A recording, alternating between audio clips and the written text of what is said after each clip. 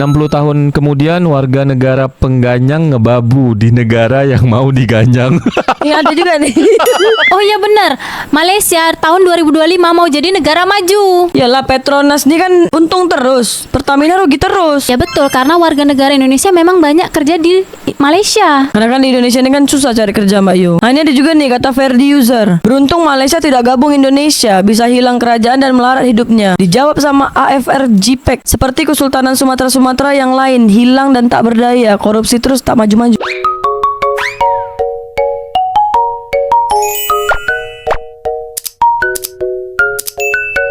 Selamat datang di podcast Batang Ubi dengan saya Beda yang asli dan Mbak Yu Seng asli. Monggo rek. Monggo rek. 17 September 1963, Malaysia memutuskan hubungan diplomatik dengan Indonesia karena Soekarno menyerukan ganyang Malaysia. Sejarah mencatat hal ini adalah percikan awal aksi konfrontasi antara Indonesia dan Malaysia mengemuka secara resmi. Oh, ini konfrontasi 1963 tuh Iya, ketika Saipul Bahri, pencipta lagu Negaraku. Negaraku. Kalau lagu Majulah Singapura, lagu siapa? Siapa? Itu ini Pak siapa tuh? Said Zubir. Ya, Said Zubir. Inilah dia nih. Tapi kata orang-orang Malaysia yang komen dekat VT aku tuh, YT aku yang tentang lagu Negaraku, dia orang cakap bukan pencipta lagu, tapi hanya rombak lirik dia aja. Lagunya aslinya lagu Perancis atau lagu Terang Bulan katanya, yang di remake lagi. Pertikaian kedua negara serumpun itu bermula dari penolakan Indonesia terhadap pendirian Federasi Malaysia. Dalam pandangan Indonesia, pembentukan Federasi Malaysia tak lebih sebagai salah satu bentuk persengkongkolan para kolonial dan membahayakan Indonesia yang baru saja membebaskan diri dari penjajahan. 6 hari setelah Malaysia memutuskan hubungan diplomatik pada 23 September 1963, Indonesia menghentikan hubungan dagang dengan Malaysia. Melalui pidatonya di Yogyakarta, Soekarno menegaskan keinginannya untuk menghancurkan Federasi Malaysia. Soekarno mengenalkan dua slogan dalam rangka mengganyang proyek neokolonialisme Malaysia, yaitu maju terus jangan mundur dan ini dadaku mana dadamu. Ini dadaku. Itu ini mataku. Itu matamu. Tapi di postingan historia.id ini ada juga gambar flyer zaman dulu tuh. Orang Malaysia nih demonstrasi juga, dia buat Bukan player, tak spanduk. Spanduk tulisannya, kaum ibu, kami sedia mempertahankan Malaysia. Hidup Tengku, berarti Tengku Abdul Rahman Hancur Soekarno. Ejaannya HANCHOR Soekarno. Berarti Tengku Abdul Rahman nih waktu masa itu masih hidup lagi Ya dia sezaman lah. Tapi ketika Soekarno datang menjabat, Tengku Abdul Rahman tuh masih sezaman juga dengan Soeharto. Berarti yang minta warga Indonesia ke Soeharto tuh Tengku Abdul Rahman. Jadi kan saat itu tuh kan komunis, partai komunis merajalela kan di Indonesia. Sampai ada pembantaian sultan-sultan Melayu di Sumatera Timur tuh. Sampai orang-orang Melayu di Sumatera tuh lari ke Semenanjung. Nah, saat itu kan Malaysia belum merdeka. Nah, jadi komunis lah banyak di Indonesia. Setelah Soekarno lengser, naiklah Soeharto, komunis disikat habis. Nah saat itu kan Malaysia nih cikal bakal ada partai komunis dan sudah ada juga banyak pergerakan komunis di Malaysia. Nah itulah Perdana Menteri Malaysia minta tolong Presiden Soeharto itu kirim warga Indonesia ketika pemilu atau pilihan raya Malaysia, dia bisa menjegal partai komunis nih. Karena lebih banyak yang dukung dia. Ya intinya Malaysia tak mau ada partai komunis. Ya. Tapi nih komentarnya dekat postingan ini lucu-lucu loh Beda. Nih akunnya suging.jaladri. Konfrontasi Malaysia sebenarnya merupakan proyek politik, tanda petik, paling tidak perlu dalam sejarah negara ini. Tidak ada manfaat sama sekali untuk Indonesia selain malah merugikan karena terbawa proksi perang dingin, yang itu Indonesia lumayan dekat dengan Blok Timur. Hingga sekarang dampak psikologisnya masih sangat susah untuk dihilangkan, terutama dalam interaksi sosial antara orang Indonesia dengan orang Semenanjung Malaysia. Kadang terasa kaku, akhirnya bikin ajang gelar budaya dengan basa-basi kita serumpun. Dibalas nih Mbak Yu sama astagfirullahalazim 100 kali. Tidak perlu otak londo ireng kau. Malaysia pengkhianat kok dibilang nggak perlu. Nah sekarang aja si Padan Ligitan udah dicolong sama Malaysia. Otak Londo Irang mana paham sampai situ. Londo Irang tuh apa tuh? Kasih tahu dulu Mbak Yu. Londo Irang tuh maksudnya orang bule tapi yang hitam, orang Belanda hitam. Tapi dibalas lagi nih beda sama Sugeng Jaladri. Benefitnya dua pulau itu sama kehidupanmu ketika masih dianggap ikut Indonesia apa katanya? Kalau kata si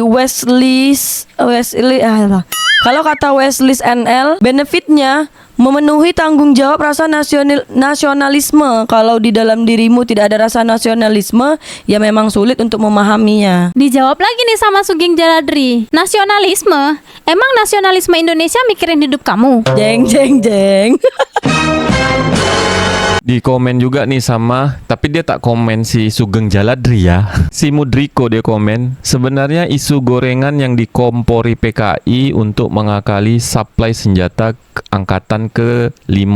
Terus juga ada di komen sama Sahlan Faran Tares. 60 tahun kemudian warga negara pengganyang ngebabu di negara yang mau diganyang. Ini ada juga nih.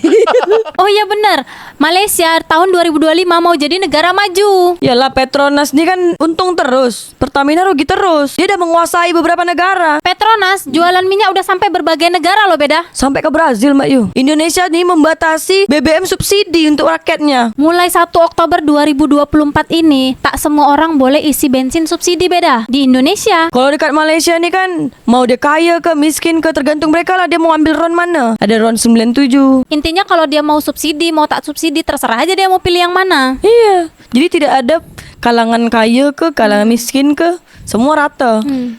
Tergantung kita nak ambil yang mana.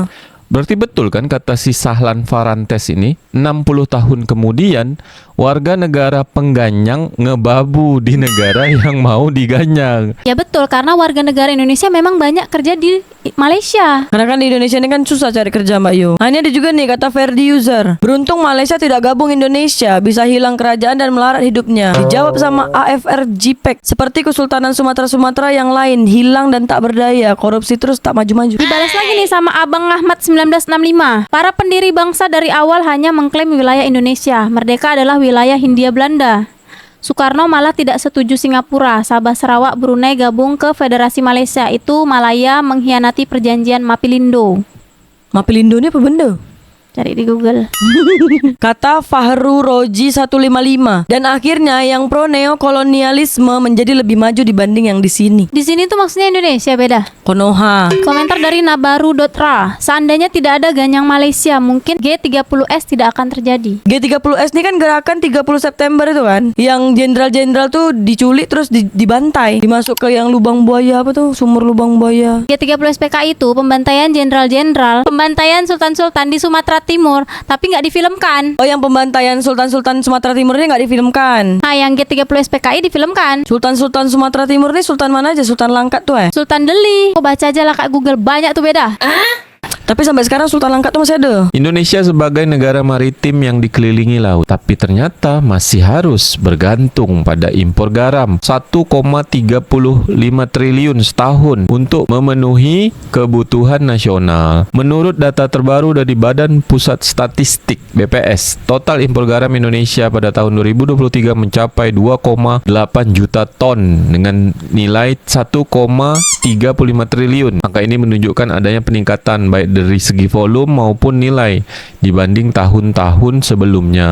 Kalau garam cap anak terbang tuh buatan Indonesia, tak salahku. Dahsyat sih Indonesia, garam diimpor. Kalau minyak bumi malah dijual murah ke Singapura. Nikel, batu bara dijual juga ke luar negara. Emas dikuasai negara lain. Daun pisang, sabut kelapa untung terus kalau dari Indonesia. Kalau minyak bumi rugi. Minyak goreng pun juga. Ini ada komentar nih dari This is Haris Budiman Karin. Hebat pokoknya Mulyono. Jangan bilang gue anak abah ya. Ini jangan bilang gue anak abah ya, atau jangan bilang gue anak abah ya.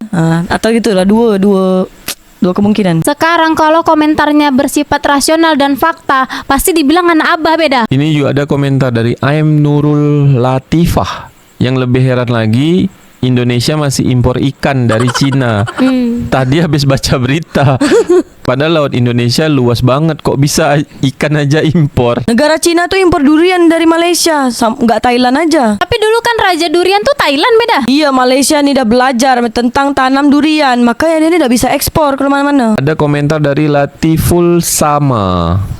Kan enak impor daripada memberikan harga yang layak untuk para petani garam. Oh, kita Indonesia ada petani garam juga. Ada Samdol, petani garam kita ada. Petani beras pun ada, tapi beras diimpor juga. Petani pisang, petani kelapa ada di Indonesia. Terus ada yang komentar juga, Suhendro Se, kan enak tinggal nitip aja kalau main import. Jalur ekspres jadi sultan. Negara punya lautan luas, garam masih impor. Ada komentar juga nih dari Biji Nyempil @Jokowi, serius nanya ngapain aja mul, ampe garam aja impor, mau salahin siapa atau nggak tahu, gimmick, kaget kok nanya saya. Ya enggak tahu kok nanya saya. Ini pasti anak abah nih Biji Nyempil nih. Semua anak abah. Ada komentar dari Renita Diab, Madura Pulau Garam. Kedai Madura ada di mana-mana tuh. Kalau di Malaysia, kedai Aceh menguasai Malaysia beda. Dari utara sampai ke selatan, kedai Aceh ada di mana-mana.